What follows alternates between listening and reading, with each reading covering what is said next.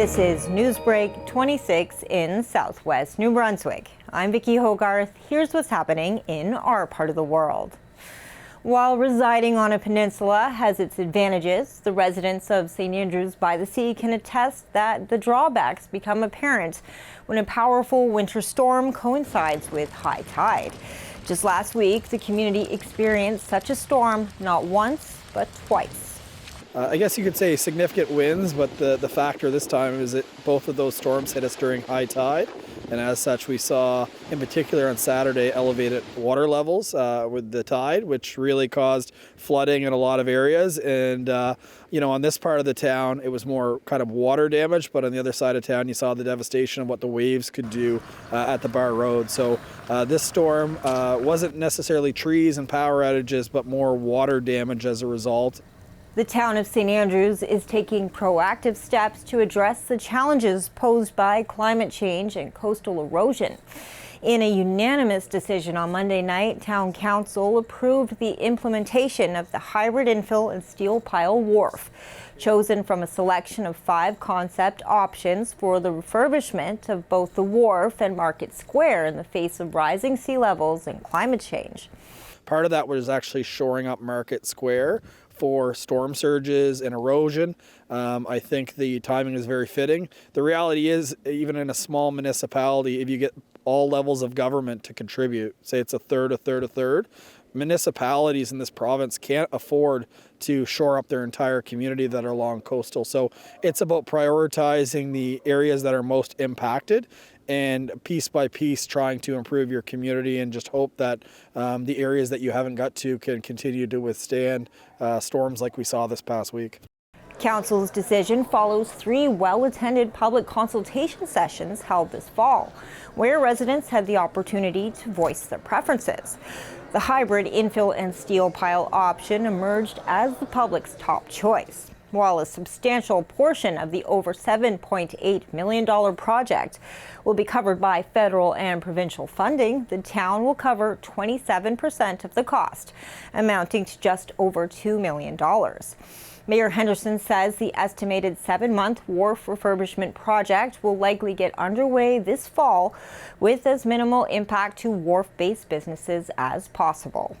ECW Executive Director Brianna Cowie, who worked on an extensive Southwest New Brunswick climate adaptation plan that was published in 2019, says storms on the Bay of Fundy coast are becoming more frequent, creating more need for shoreline remediation and infrastructure upgrades in our region.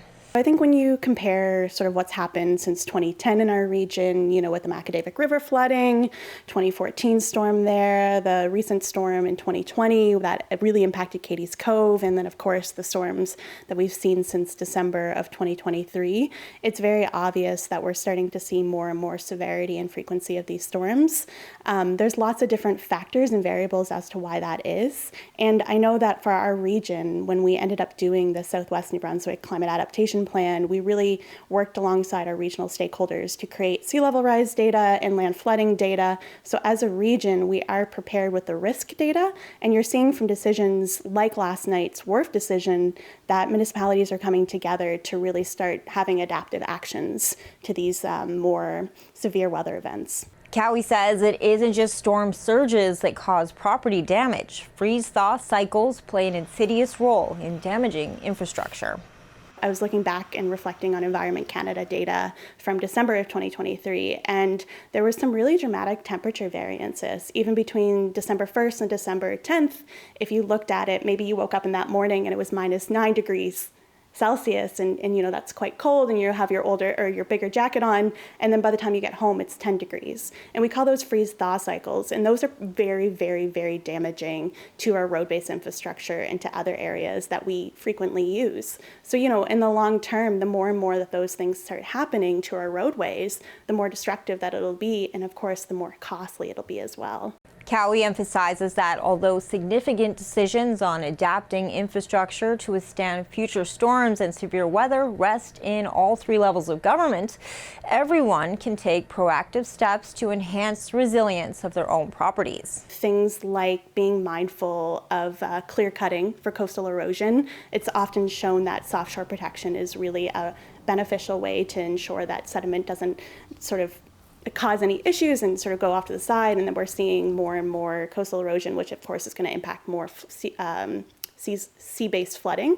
So that's really important. Other things too is that there are things you can do in your own property. So there's something called the base flood elevation zone in your basement. So all your electrical panels, flood venting, all of that stuff can be done.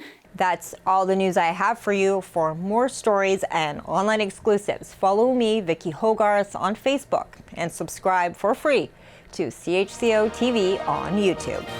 A news and public affairs production of CHCO TV, New Brunswick's only source for independent community television.